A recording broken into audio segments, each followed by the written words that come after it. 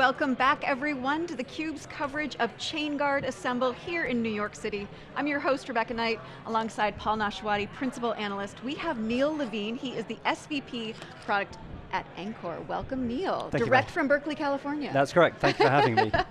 So Anchore sits at the intersection of visibility, policy enforcement, and governance across the software supply chain, which sounds incredibly important and exceedingly complicated, but also a little abstract. Why don't you tell our viewers a little bit about what you do at Anchore and explain Anchore for people who might be less familiar. Of course.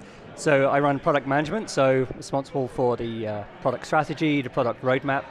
And what Anchore does is, we're trying to help harden the software supply chain, make it more secure. And the way we do that is by monitoring every piece of software that goes through a customer's environment, trying to catalog it to work out what it is, what problems it might have, and ultimately trying to apply policies to make sure that it's safe and it's ready to go out to your customers or to run. So essentially making sure that last mile compliance has got all the green check marks on it. Yeah. So it's a continuous platform for just making sure that you've got no bad software in your environment and that everything's ready to go. Yeah, well, the software supply chain has gone through major changes. Most certainly has gone through changes in last year in itself, just with AI, introduction of AI. The thing that I hear quite a bit from many organizations is complexity and skill gap issues are major challenges. So when we start seeing the development across, whether it's the citizen developer or the professional developer and they're using software supply chains in order to build their code out, what is the area where you see this as how it can be changed and how has AI impacted the software supply chain, especially over the last year? Yeah, the past year has been pretty intense. I mean, I wake up every morning and I check my news feeds and there's always at least one major security announcement that's going on, which is makes you feel like you're doing something good because there's a lot of problems out there. And yeah, the changes, AI is definitely part of that. There's been an acceleration of attackers using AI to find exploits, which is, it's only going to get worse over the next few years.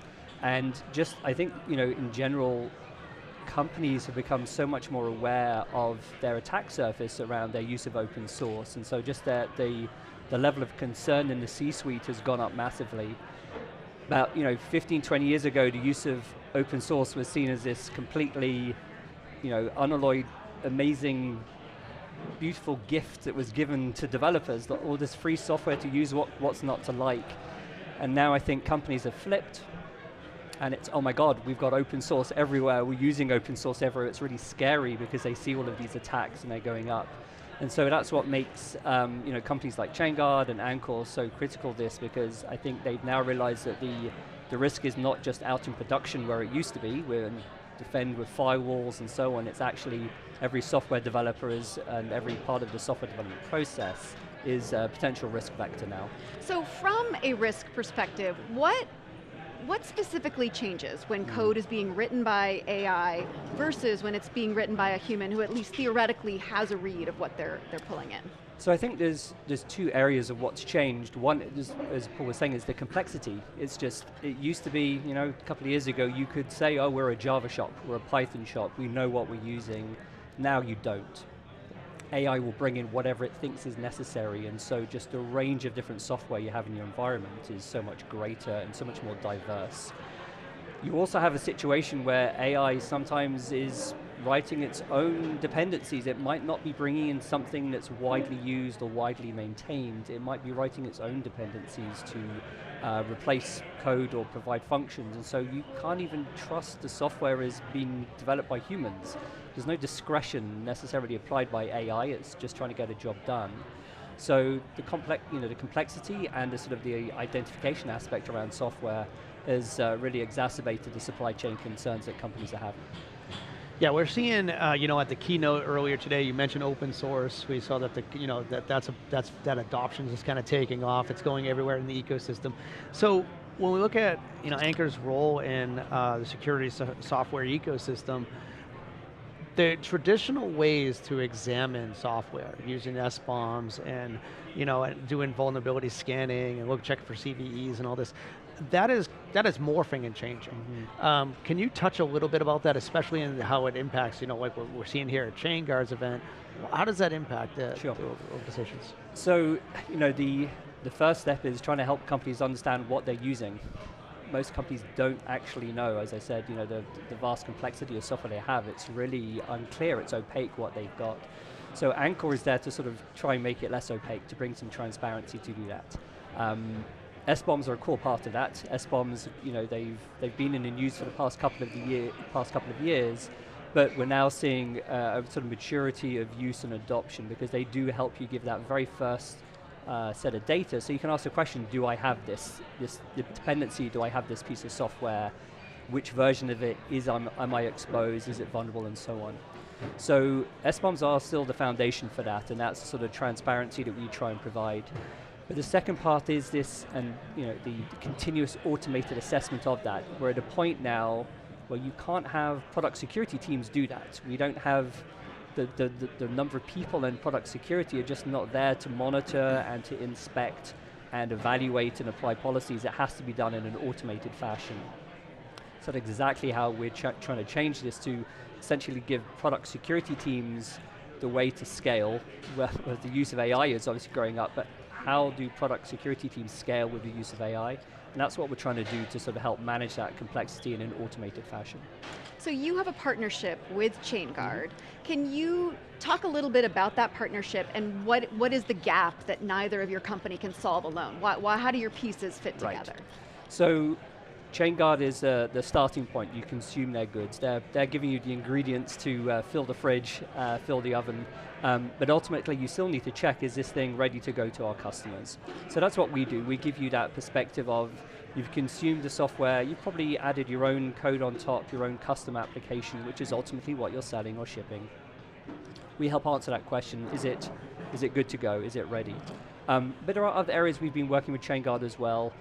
There's a lot of compliance areas where Chainguard are helping harden these images to get them ready for compliance, but how do you prove they're compliant once they're actually in your software factory or in your development teams or ultimately out in production? So that's what we've worked with Chainguard to give that last mile compliance checklist and automated workflow so you can show your regulators or your GRC teams that you're now compliant and you have the evidence to prove it. So when we start looking at the software development lifecycle, when we start looking at application releases and such, you talk about the ingredients and kind of putting it together, making it all work. There's a disconnect between the software delivery and development and the security delivery and development. So the partnership that you're talking about, where you have the ingredients for making sure that things are checks and balances are in place, that is bringing those two things closer together. Exactly. Does that make sense? Yeah, exactly, that's right. So, Chainguard ultimately giving the ingredients to developers to use. And I think the message which has resonated well is, don't waste your time fixing vulnerabilities, we'll do it for you. So developers' lives have become much easier in that regard. But the product security teams are still the ones who actually have to give that final seal of approval. They're the ones who have the responsibility to say, our risk is low, this is good enough to go to our customers or go out to the end user or the partner, whoever it is. So yeah, exactly, Chainguard and Anchore allow you to combine that so you get both bases covered. You have the developers, more efficient, less time chasing security issues, but the product security team is also able to help make sure that the software is shipping much faster as a result of the use of the two technologies. So what does that unlock? If the developer is not having to deal with the noise of security issues and has less friction in their workflow, what changes would organizations see? I think ultimately it's speed. They get software out faster, they ship quicker, which is the goal of most organizations, is just to get those features out there quicker. And I think this is what the supply chain attacks over the past year have shown, which was that they had the tools to write the features, but what was slowing down was the security and compliance, because there were so many issues, so many things that had to be vetted and checked before you could ship the software. And that was slowing down the organization as a whole.